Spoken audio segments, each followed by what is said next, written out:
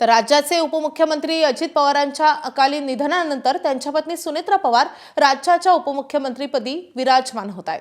अजित पवारांच्या पत्नी सुनेत्रा पवार आज उपमुख्यमंत्रीपदाची शपथ घेणार आहेत। आज संध्याकाळी 5 वाजता सुनेत्रा पवारांचा शपथविधी होतोय। लोकभवनात साध्या पद्धतीने हा शपथविधी पार पडणार आहे।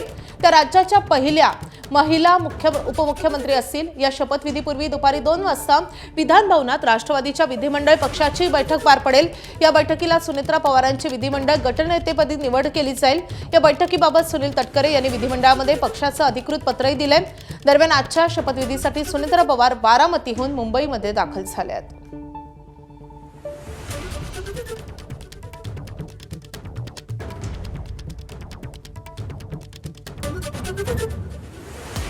सुनेत्रा पवार आज शपथ घेणार याची शरद पवारांना माहितीच नाही। तटकरे प्रफुल्ल पटेलांनी निर्णय घेतला असावा अशी शरद पवारांची माहिती। नरेश अरोरा कोण हे माहिती नाही असंही वक्तव्य।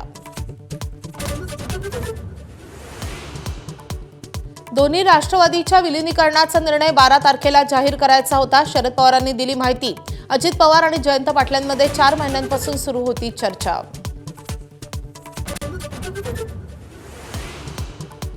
17 जानेवारीला शरद पवार अजित पवारांमध्ये बैठक। जिल्हा परिषद निवडणुकीसंदर्भात झाली होती चर्चा। बैठकीचा व्हिडिओ माझ्या हाती।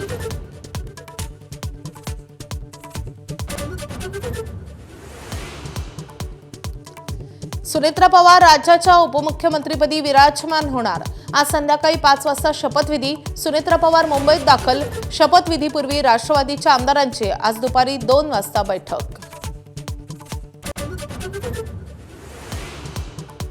कट्टर विरोधक भाजप काँग्रेस मालेगाव महापालिकेत एकत्र। दोन्ही पक्षांच्या नगरसेवकांकडून गट स्थापन। इतर पक्षांसोबत सत्ता स्थापन करणार असल्याची चर्चा।